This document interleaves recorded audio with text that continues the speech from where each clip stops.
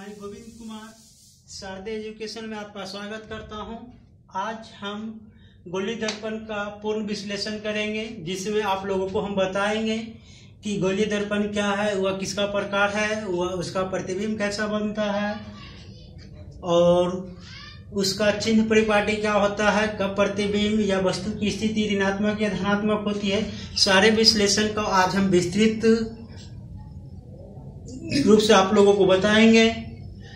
यहाँ आपके एक समस्या हम बताना चाहेंगे कि बच्चा न दर्पण को समझ पाता है, न दर्पण में पी समझता है, न सी समझता है, पी किधर होगा ये भी नहीं समझता और दर्पण पढ़ने चल देता है। तो वैसे स्टूडेंट के लिए हम आज आप लोगों को बताएंगे कि पी कहाँ होता है, सी कहाँ होता है, किसके बीच की दूरी को क्या कहा जाता है, कहाँ से रिफ्लेक्ट होती है, कहाँ प्रतिबिंब बनती है, ये सारी तमाम बातें हम आप लोगों को आज बताएंगे। तो सबसे पहले हम आपको बताना चाहें, या पिछले वीडियो में हमने दर्पण के विषय में बताया था, जिसमें बताया गया है, जिसका लिंक हम आपको डिस्क्रिप्शन में दे देंगे, आप चाहें तो उसमें देख सकते हैं। आइए हम ठीक दर्पण को थोड़ा सा पुनरावृत्ति करते हुए आगे बढ़े। दर्पण क्या है, दर्पण कितने प्रकार की होती है। तो मुख्य रूप से पिछले वीडियो में हम पढ़ चुके हैं समतल दर्पण और दूसरा अवतल दर्पण, गोलीय दर्पण, गोलीय दर्पण। अब इसका प्रयोग वगैरह हमने आपको पिछले वीडियो में दिखा चुके हैं। अब हम इस दर्पण के विषय में विस्तृत आपको हम विश्लेषण करने जा रहे हैं। तो आइए हम सबसे पहले बताएं कि ये दो प्रकार का होता है। पहला होता है उत्तल दर्पण और अवतल दर्पण। अब आइए दर्पण को मुख्य रूप से पहचान करना। तो सबसे पहले ये जानिए कि गोलीय दर्पण कहते किसे हैं। अर्थात आप कह सकते हैं कि उस दर्पण को गोलीय दर्पण उस दर्पण को कहते हैं जिसकी परावर्तक सतह किसी खोखले बेलन का भाग होता है, उससे हम गोलीय दर्पण कहते हैं। आइए हम आपको एक चित्र के माध्यम से बताएंगे कि ये गोलीय दर्पण क्या होता है। तो अर्थात इस प्रकार का एक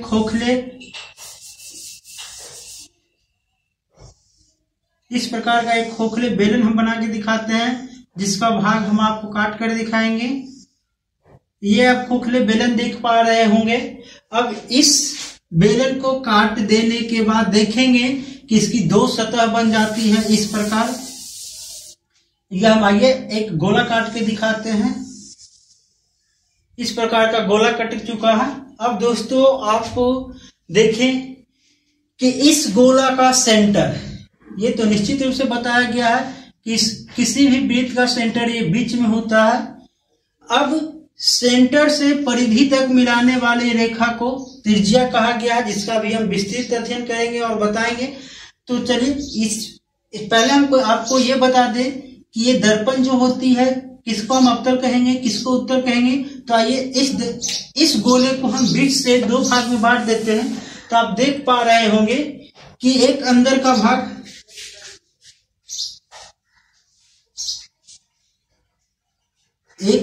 भाग और एक बाहर का भाग।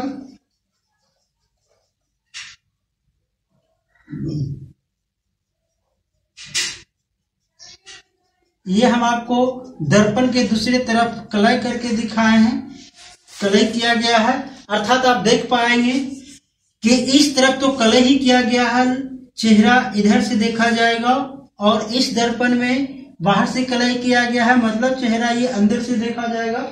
तो आप देख पा रहे होंगे कि ये इसकी परावर्तक सतह जो है ये उठा हुआ है, इसलिए इसे उत्तल दर्पण, अर्थात आप थोड़ा सा शुद्ध कर लेंगे, उत्तल दर्पण कहेंगे।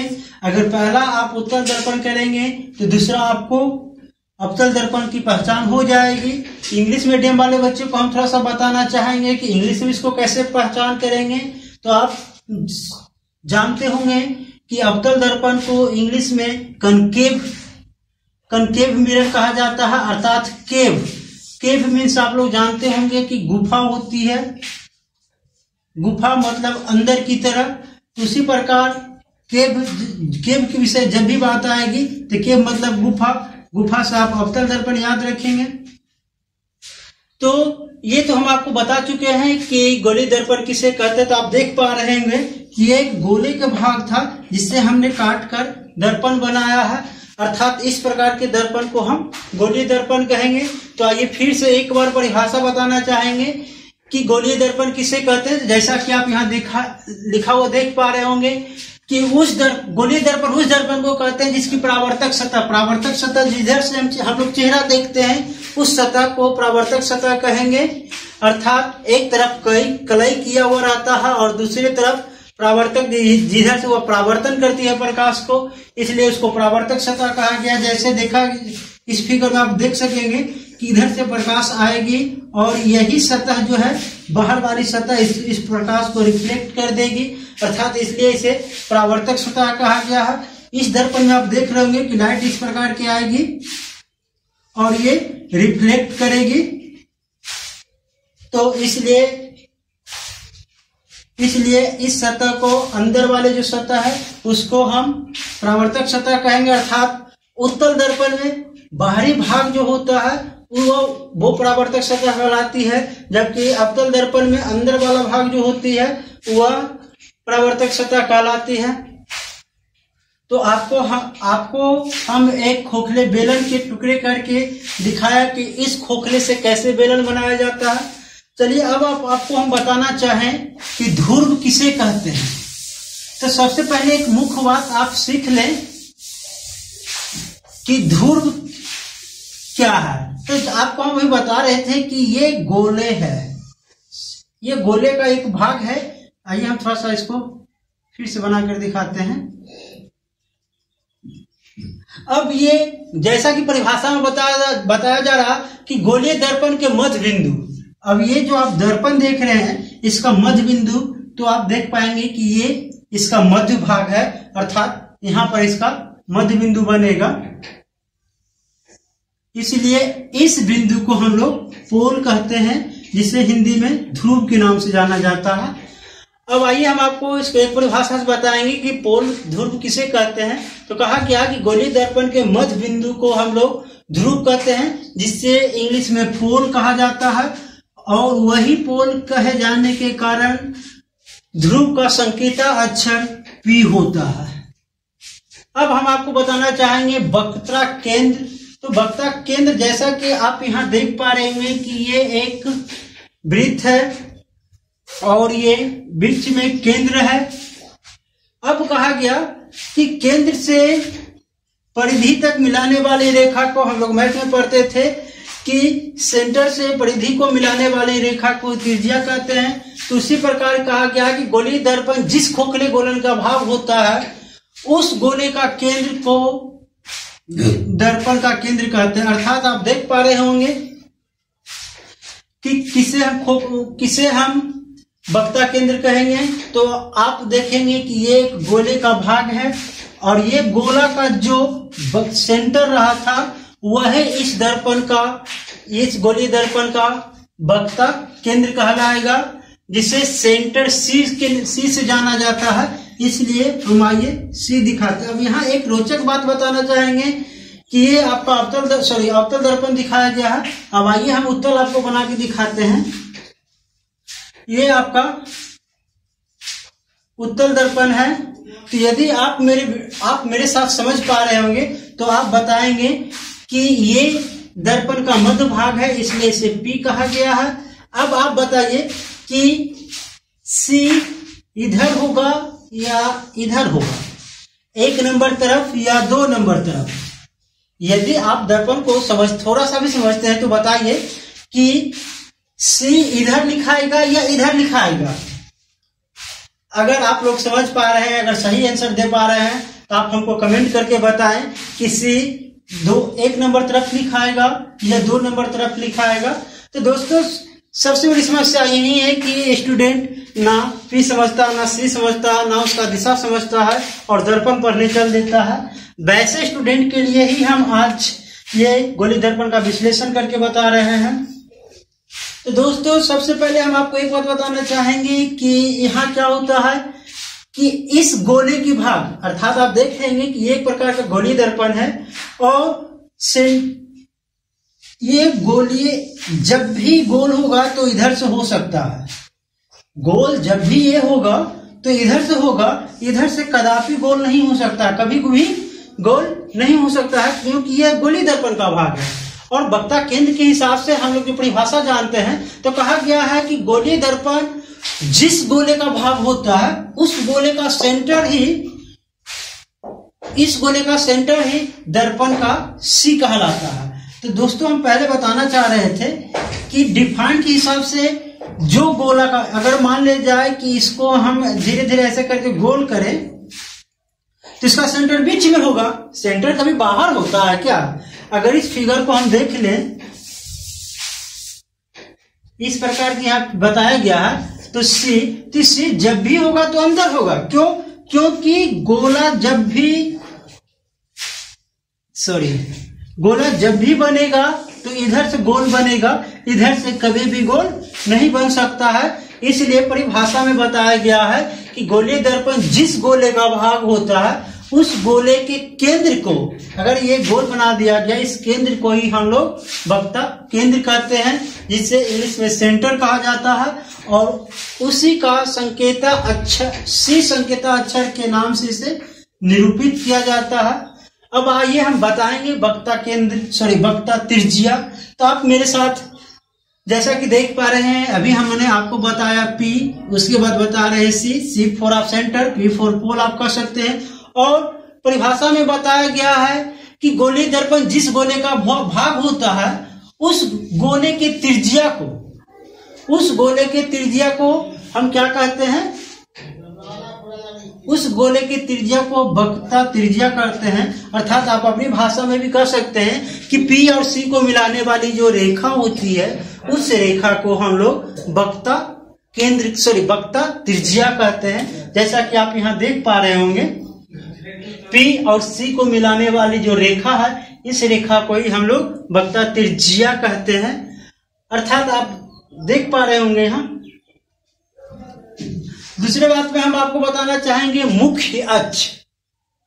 मुख्य अक्ष किसे कहा गया है? तो कहा गया है कि गोलीय दर्पण में P एवं C को मिलाने वाली जो रेखा होती है, गोलीय दर्पण में P और C को जो मिलाने वाली रेखा होती है उस रेखा को हम दर्पण का मुख्य अक्ष कह सकते हैं। अर्थात अब आपको हम दिखाना चाहेंगे कि ये आपका वक्ता त्रिज्या है, दर्पण का वक्ता त्रिज्या भी इसे कहा जाता है और इसे मुख्य अक्ष भी कहा जाता है, प्रिंसिपल एक्सिस भी कहा जाता है। अब आइए हम आपको बताना चाहेंगे गोलीय दर्पण का फोकस। अब कहा गया कि दर्पण के मुख्य अक्ष के समांतर आती किरणें दर्पण से परावर्तन के बाद मुख्य अक्ष को जिस बिंदु पर काटती हुई प्रतीत होती है उस बिंदु को हम लोग गोलीय दर्पण का फोकस कहते हैं। जैसा कि आप देख पा रहे हैं, कह रहा कि मुख्य अक्ष के समांतर आती हुई किरणें दर्पण से परावर्तन के बाद मुख्य अक्ष को जिस बिंदु पर काटती है, अगर ये अवतल दर्पण रहेगा तो यहां काटेगी, अगर ये उत्तल दर्पण रहेगा तो काटती हुई प्रतीत होगी। अगर ये उत्तल दर्पण होगा तो यहाँ काटता हुआ प्रतीत होगा, इसलिए इसे अवतल दर्पण का फोकस दूरी कहा जाएगा। अब मेरे साथ आप समझ पा रहे होंगे गोलीय दर्पण की फोकस किसे कहेंगे। तो आप मेरे साथ बोलेंगे कि दर्पण का मुख्य अक्ष के समांतर आती किरणें दर्पण से परावर्तन के बाद मुख्य अक्ष को जिस बिंदु पर काटती है, अगर काटती है तो वह अवतल दर्पण का फोकस दूरी हो जाएगा, अगर काटती हुई प्रतीत होती है तो वह उत्तल दर्पण का फोकस दूरी हो जाएगा। दोस्तों अब हम आप लोगों को बताना चाहेंगे निर्देशांक क्या होता है। कहा गया है कि दर्पण का सबसे महत्वपूर्ण भाग है कि आप सब कुछ बना ले, लेकिन बिना चिन्ह परिपाटी के आप अपने आंसर को 100% सही नहीं कर सकते हैं, क्योंकि इसी से हम लोग सीख पाते हैं कि ये जो प्रतिबिंब बन रहा है ये ऋणात्मक है, धनात्मक है, या कहाँ ऋणात्मक बनेगा, कहाँ धनात्मक बनेगा। तो आइए हम आपको पहले दिखाएंगे। आइए इस फिगर को पहले थोड़ा सा बड़ा करके दिखाते हैं।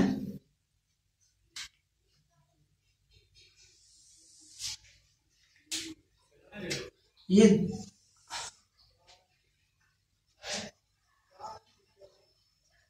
आप देख पा रहे,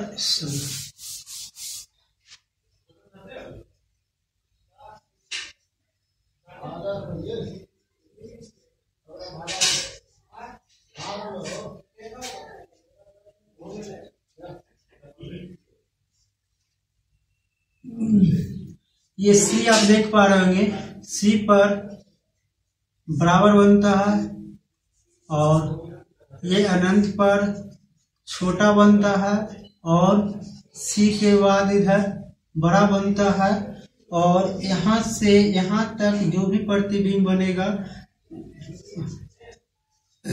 वास्तविक और उल्टा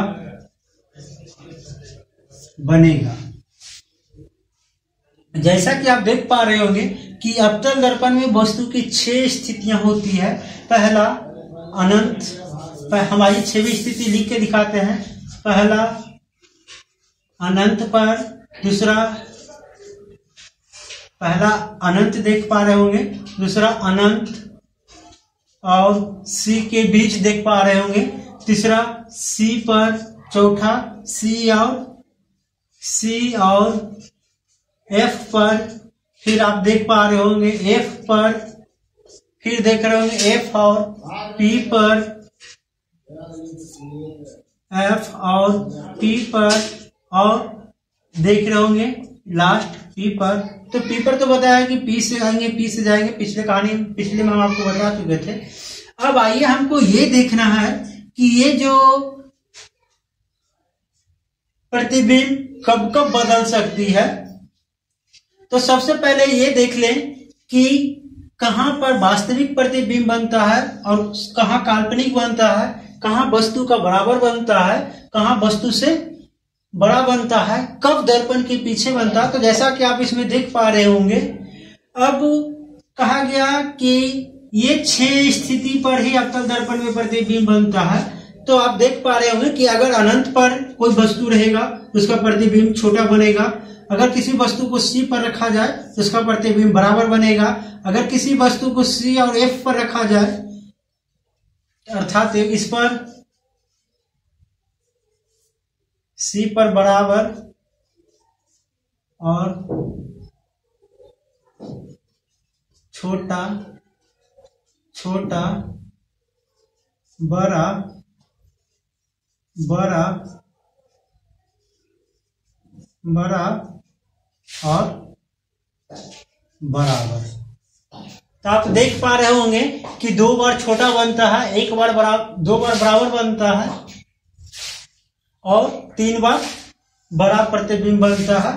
अब कहा गया कि एफ तक की जितना भी प्रतिबिंब बन रहा है, अर्थात यहां तक जितना भी प्रतिबिंब बन रहा है,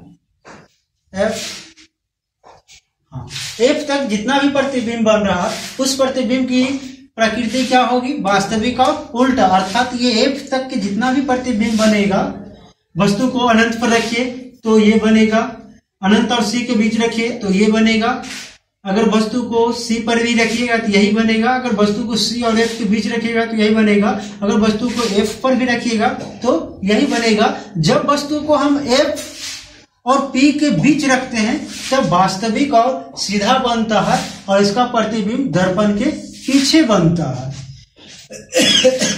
अब ये आप देख पा रहे होंगे। अब आइए हम आपको एक बात बताएं कि कब वह ऋणात्मक बनता है और कब धनात्मक बनता है।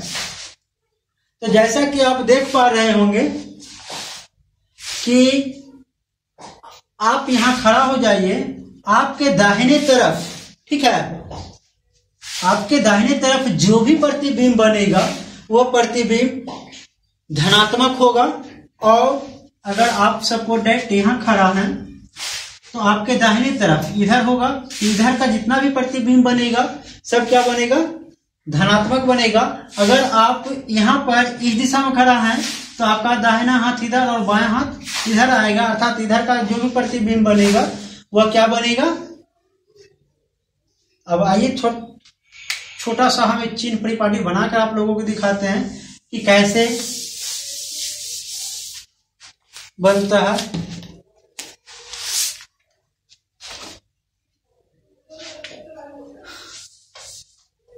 सबसे पहले हम आपको एक प्लस का साइन देकर दिखा देते हैं कि कब वास्तविक बनेगा, कब काल्पनिक बनेगा। तो कहा गया कि इधर जितना भी बनेगा ऋणात्मक बनेगा और इधर जितना भी बनेगा धनात्मक बनेगा, और नीचे जो भी बनेगा वह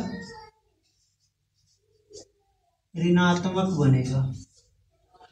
ये आप P देख पा रहे होंगे। तब क्या कुछ नहीं करना, आप सीधे P पर खड़ा हो जाएंगे। एक बार P की तरफ फेस करेंगे तो आपके दाहिने हाथ में देखेंगे धनात्मक आएगा,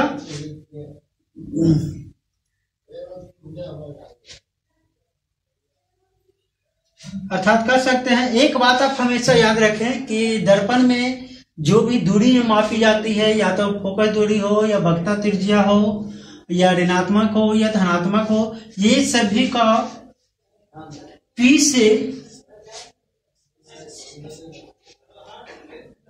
से मापा जाता है, अर्थात पोल से ही सारे का मान ज्ञात किया जाता है कि वह ऋणात्मक है या धनात्मक है, या वह उस दर्पण का त्रिज्या कितनी है, या वक्रता त्रिज्या जो कह सकते हैं कितनी है, ये सब, या फोकस दूरी मापा जाता है। अर्थात एक चीज आप हमेशा यह ध्यान रखें कि दर्पण में P का बहुत महत्व होता है, पोल का बहुत महत्व होता है, जिसके द्वारा ही हम दर्पण की वक्रता त्रिज्या जान पाते हैं, फोकस दूरी जान पाते हैं, वह ऋणात्मक है धनात्मक होगा, ये सारी बात हम जान पाते हैं। अर्थात दोस्तों अब हम आपको एक बात बताना चाहेंगे कि मेरे द्वारा ये लेसन खत्म हो चुका है। अब हम कल की वीडियो में आप लोगों को केमिस्ट्री का फर्स्ट लेसन बताने जाएंगे। तो आशा करता हूं कि आप मेरी वीडियो को भली भांति समझ पा रहे होंगे और आपको काफी सहूलियत मिल रही होगी इस वीडियो से। तो आप इसी प्रकार मेरे साथ बने रहें, हम आपको सारे लेसन बाय लेसन वीडियो बनाकर देते रहेंगे, ताकि आपका बोर्ड एग्जाम से पहले ही हम सारे लेसन को कंप्लीट करेंगे। मुख्य रूप से मेरा जो विषय होगा फिजिक्स, केमिस्ट्री, बायोलॉजी, और उसके साथ साथ आर्ट्स सब्जेक्ट रखा गया है, हिस्ट्री, ज्योग्राफी, सिविक्स। तो दोस्तों आप मेरे साथ इसी प्रकार बने रहें, हम आपको धीरे धीरे सारे वीडियो बनाकर इसी प्रकार देते रहेंगे। धन्यवाद।